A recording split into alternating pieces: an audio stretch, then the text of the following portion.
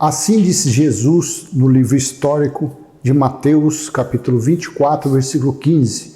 É um capítulo escatológico, é um capítulo que fala, que Jesus deixou falado, deixou expressado quando seria a sua volta, como seria a sua volta, as coisas que precederiam, que aconteceriam antes da sua volta. E dentro do contexto, dentro desse capítulo, nós encontramos este versículo que está assim escrito. Mateus, capítulo 24, versículo 15, livro histórico. Chegará o dia, deixa eu colocar na Almeida Corrigida Fiel. Esse texto aqui é o da Almeida Corrigida Fiel. Eu quero fazer uma leitura da Almeida Corrigida Fiel e da Nova Versão Transformadora. É uma excelente tradução. Vamos lá. Mateus 24, 15. Quando, pois, virdes que a abominação da desolação de que falou o profeta Daniel está no lugar santo, quem lê, entenda. Eu não vou ler o contexto, o resto, porque o foco é aqui. Porque Jesus disse, quem era essa abominação da desolação? Era o quê? Era uma pessoa? Era um objeto? Era um animal? Era uma falsa profecia? Era uma mentira? Porque assim, os religiosos, quando dizem que Jesus vai voltar, então estão anulando este ocorrido, estão anulando este versículo, estão eliminando ele, estão falando que tanto Daniel quanto Jesus de Nazaré, nos seus dias, eles eram uns aloprados, eles não tinham noção do que falavam, quando dizem que Jesus vai voltar. Então eu quero mostrar neste vídeo esta mensagem, especificamente pontual este versículo. Quando, pois, virdes que a abominação da desolação de que falou o profeta Daniel está no lugar santo, quem lê entenda. Então essa abominação da desolação, ele estaria em um lugar. Então quando eles vissem que essa coisa estivesse no lugar que Daniel disse, aí sim, então os que estiverem na Judéia fujam para os montes. 17. E quem estiver sobre o telhado, não desça a tirar alguma coisa de sua casa, tá? Então quando acontecesse isso, Jesus falou que era para fugir para onde? Para onde? Para a Judéia. Não o Brasil fugir para a Argentina, os americanos para a Rússia, os chineses para a Coreia, nada disso. Por isso que a volta dele foi naquela geração. Eram para fugir. Que sentido tem se fosse nos dias de hoje? Onde está a Judéia? Está a periferia de Israel, de Jerusalém. Então ele ia voltar só ali, só naquele povinho ali, só naquele lugarzinho ali? Então tá. Vamos ler agora esse versículo 15 na Nova Versão Transformadora. Eu estou aqui para facilitar, não para complicar. Então vamos ler esse texto aqui. Nova Versão Transformadora. Chegará o dia em que vocês verão aquilo de que o profeta Daniel falou, a terrível profanação que será colocada no lugar santo. Leitor, preste atenção. Então era algo, era um objeto, era alguma coisa que seria colocado no lugar santo. Aonde era o lugar santo em Jerusalém? Era o templo. Então, esse objeto, essa coisa, seria colocada dentro do templo. Quando chegasse ao ponto de o homem da iniquidade, o homem da perdição, filho da perdição, conseguisse chegar no lugar santo, conseguisse adentrar no lugar santo e colocasse esse objeto lá dentro, aí então pronto.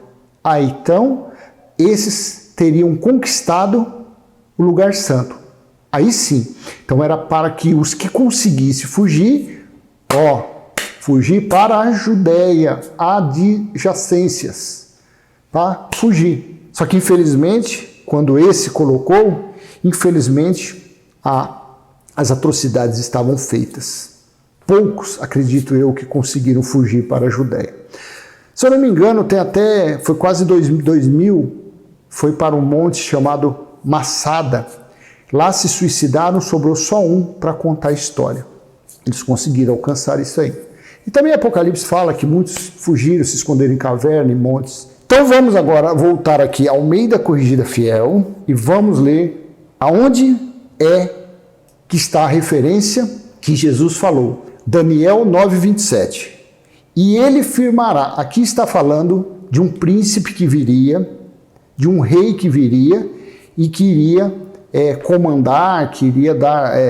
ele que iria ser o rei ali, o governante naquela cidade. A cidade era Jerusalém. Então no versículo 27 de Daniel 9 está assim: e ele firmará, esse príncipe de um povo que viria, e ele firmará aliança com muitos por uma semana.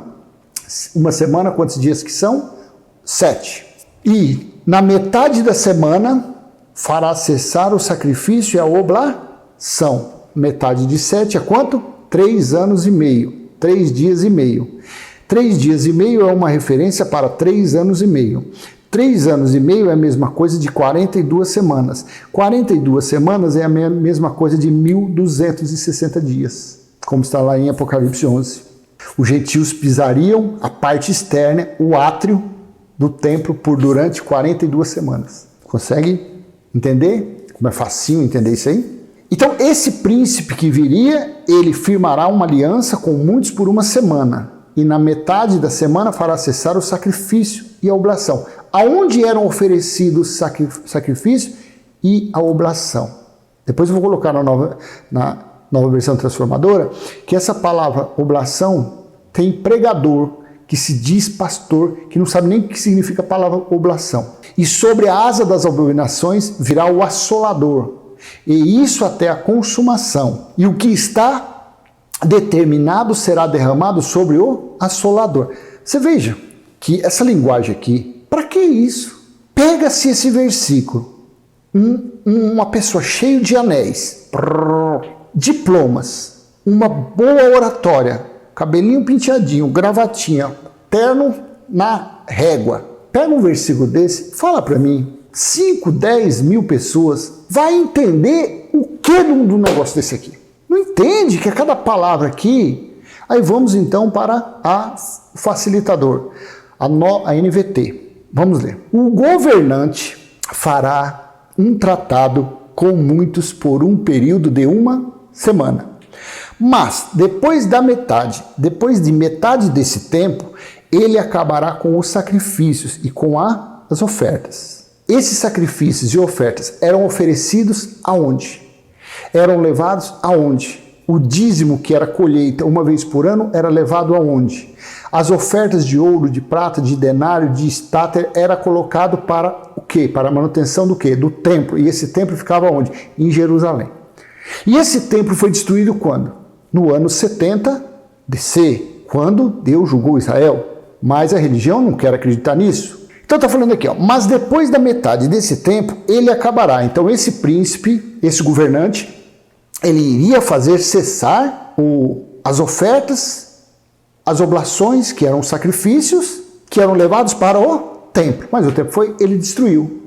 De que forma? Um soldado, sem intenção, soltou uma flecha com a sua ponta com chamas, alcançou uma cortina do templo e até os alicerces foram destruídos. Mas depois de metade desse tempo, ele acabará com os sacrifícios e com as ofertas. E numa parte do templo, aqui está, tá vendo que aqui está bem, já fala onde era isso? E numa parte do templo, ele colocará uma terrível profanação.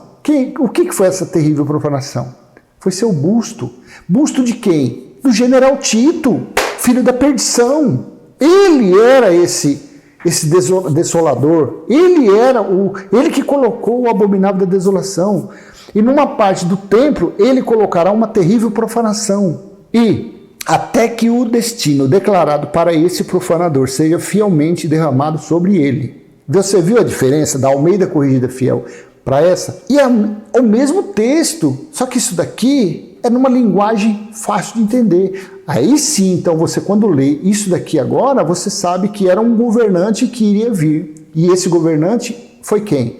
Foi Tito, filho do imperador da época, Vespasiano. E esse aqui era o chifre pequeno, que cresceu no meio dos chifres grandes, dito por Daniel. E esse governou por um período curto, que foi só 2 anos. Está lá em Apocalipse 13 esse entendimento. Aí tá. Em Daniel 11:31, também é uma referência. Seu exército tomará, deixa eu ler na Almeida Corrigida Fiel, para você ver a diferença de texto. E braços serão colocados sobre ele, que profanarão o santuário e a fortaleza. O santuário era o templo. E o que era a fortaleza? Os muros em volta de Jerusalém, eles, os judeus, os israelitas, achavam que eram intransponíveis. Pedras pesavam de 600 a 1 tonelada. Eram pedras imensas. E não era colocado massa para juntar, argamassa, nada. Era encaixado uma na outra, de tão pesadas que era. Então, eles achavam que ali era uma fortaleza, algo intransponível. Por isso que aqui fala, ó, e braços serão colocados sobre ele, que profanarão o santuário e a fortaleza, e tirarão o sacrifício contínuo, estabelecendo a abominação desoladora. Vamos ler na Nova Versão Transformadora. Assim está. Seu exército tomará a fortaleza do templo, contaminará o santuário, acabará com os sacrifícios diários e colocará ali uma terrível profanação, que era o busto, foi o busto dele que ele mandou fazer. Você consegue nesse versículo e no outro, você viu que o que se trata aqui, o que Jesus falou em Mateus 24:15, era o que? Era algo que ia acontecer naquele templo. Você consegue entender? Naquele local, naquela era, naquela geração. Porque hoje não existe mais templo em Jerusalém. Não há a mínima possibilidade dessas coisas ocorrerem. Isso aqui é uma história, isso aqui já se foi. Isso foi uma profecia. Então nós, pela misericórdia do Pai, nós conseguimos entender isso, essa profecia, e dar de bandeja a você, que é um filho eleito de Deus, que não pode ficar por aí sendo enganado. Então eles pegam isso, a teologia ensina os seus filhotes, dizendo que isso é algo futurista, e eles inventam, eu não sei nem falar o que eles falam, é dinastia não sei o que ainda virá, tempo de tribulação que virá, vai ser 3 anos e meio de tribulação, depois vai ser 3 meios de paz, é o total da série. Eles fazem uma confusão, e é tão simples de entender, que esse aqui que nós estamos falando, que ia colocar a terrível profanação, ele era um homem, ele era um príncipe, ele era um governante. E nós sabemos que foi General Tito. Eu ia deixar para falar isso mais para frente, mas não, já estou adiantando, porque mais para frente também a gente vai tocar nesse assunto. Então, seu exército, o exército desse governante, tomará a fortaleza do templo lá, que estava de pé, o templo em Jerusalém, por isso que isso foi no ano 70. Contaminará o santuário, acabará com os sacrifícios diários e colocará ali uma terrível profanação.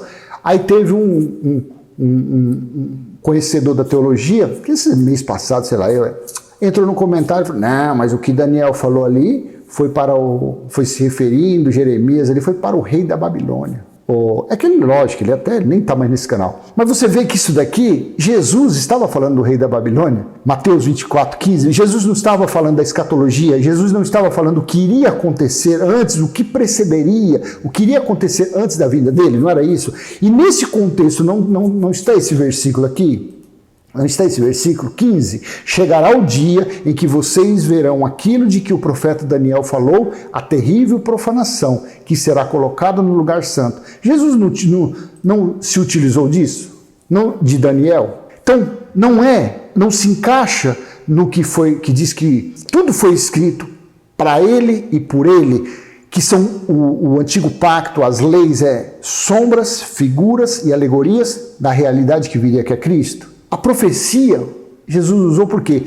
Porque era o que iria acontecer dentro dos muros de Jerusalém, quando ele veio como juiz. Aconteceu isso. Então aí esse abençoado pegou e falou, não, mas esse aí foi o rei da Babilônia. Mas quem usou isso foi o próprio Jesus, falando que quando começasse a acontecer essas coisas, estava próximo, estava ali já a volta dele.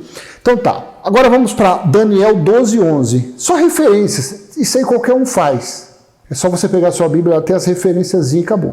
Daniel 12:11. Vou colocar na Almeida Corrigida Fiel. E desde o tempo em que o sacrifício contínuo for tirado e posta a abominação desoladora, haverá 1290 dias. Veja, e desde o tempo em que o sacrifício contínuo for tirado e posta a abominação. Então, ia cessar esse governante que iria vir, esse príncipe que iria vir de outro povo, ele iria cessar os sacrifícios, as ofertas, as oblações, e ele ia tirar o sacrifício contínuo, ia tirar tudo ali, as mandingas que os fariseus faziam, que os legalistas faziam, ia tirar tudo aquilo, dízimo, tudo aquilo ali. Ele ia tirar isso daí. E ia colocar lá dentro, e colocou um busto seu, mandou fazer lá, tá o busto do general Tito, colocou lá dentro, pronto. Aí Jesus falou, chegou, pronto. Quando ele fez aquilo, chegou a desolação, chegou a destruição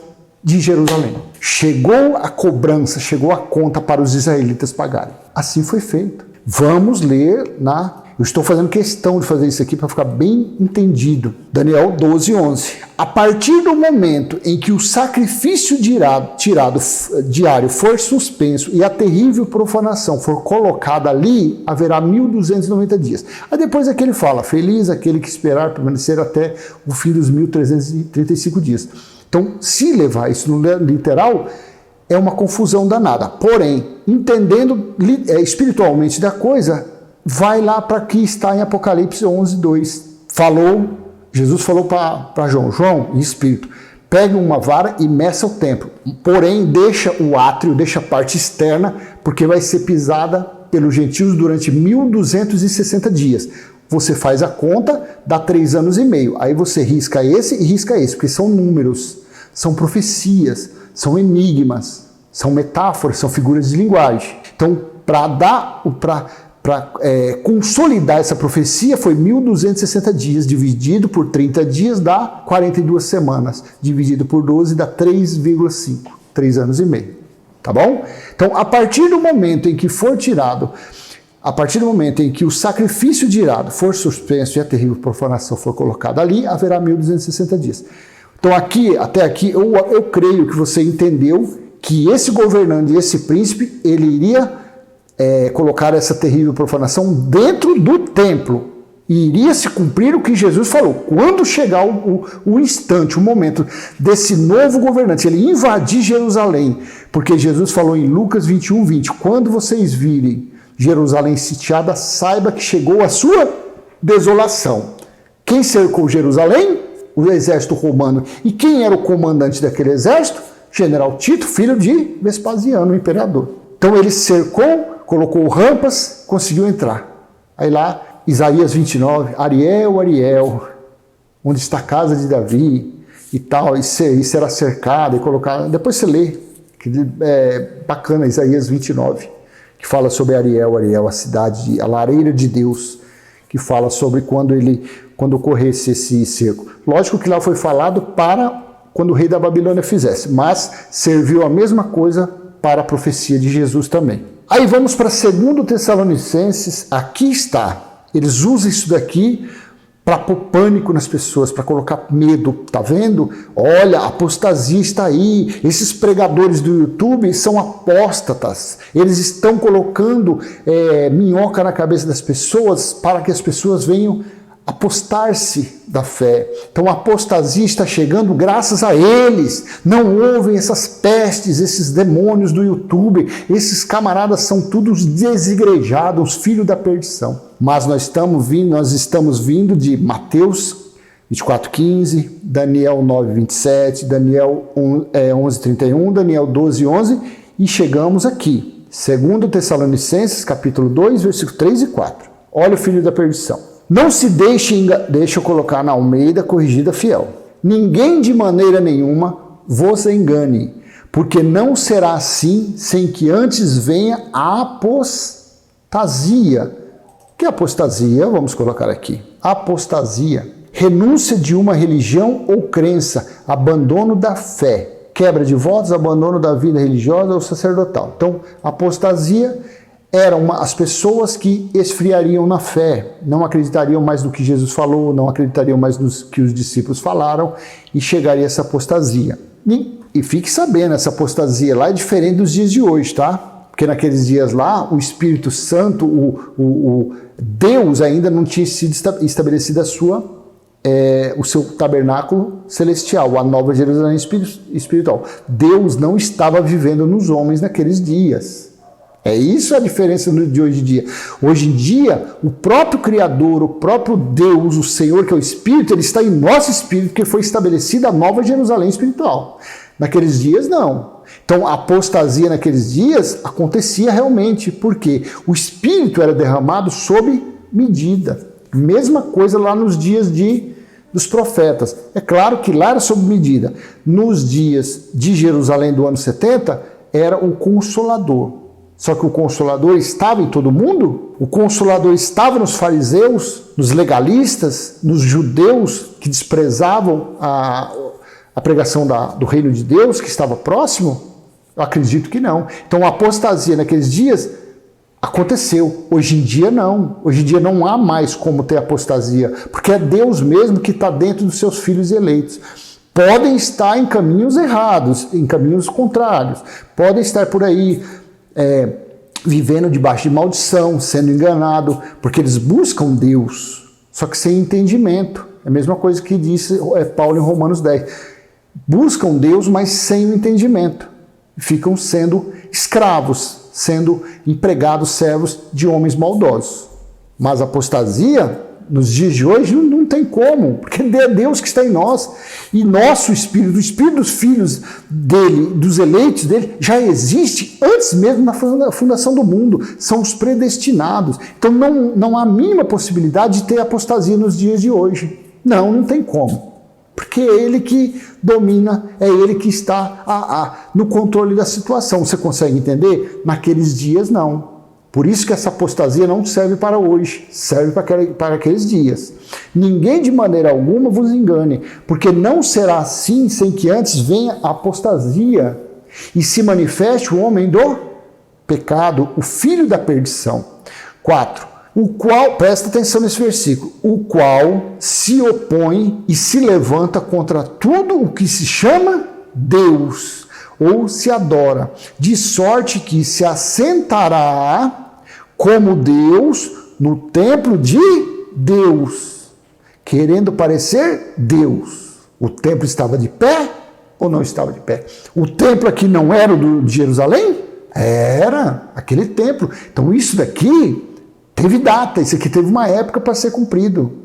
E foi naqueles dias. Vamos da nossa querida e amada NVT.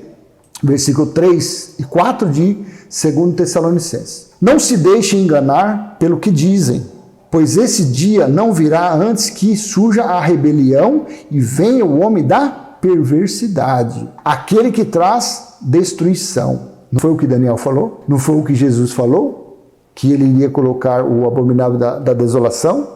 Não foi ele, não era esse homem da perversidade aqui que iria trazer, que trouxe destruição para Jerusalém, que destruiu o templo? É ou não é? Está difícil você entender isso? Versículo 4.